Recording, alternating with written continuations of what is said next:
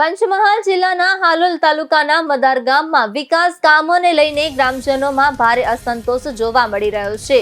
નળ સે જળ યોજના, મનરેગા યોજના અને પ્રધાનમંત્રી આવાસ યોજનામાં ગેરરીતિઓના આક્ષેપ સાથે ગ્રામજનો દ્વારા જિલ્લા કલેક્ટરને આવેદનપત્ર પાઠવવામાં આવ્યું છે.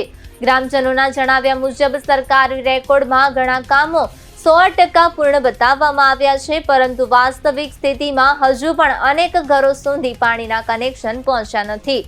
આથી ગ્રામજનોમાં શંકા વ્યક્ત કરવામાં આવી રહી છે કે યોજનાઓમાં ગેરરીતિ અને ભ્રષ્ટાચાર થયો હોઈ શકે છે. આ ઉપરાંત આરટીઆઈ હેઠળ માંગવામાં આવેલી માહિતીમાં પણ અધૂરી વિગતો આપવામાં આવી હોવાનો ગ્રામજનો આક્ષેપ કરી રહ્યા છે. ગામના તલાટી અને સરપંચ સામે પણ પારદર્શિતા અભાવ, ગ્રામસભામાં પ્રશ્નો ઉઠાવતા લોકોની અવગણના અને નિયમ વિરુદ્ધ પ્રક્રિયા અપનાવવાના ગંભીર આક્ષેપો પણ લગાવવામાં આવ્યા છે.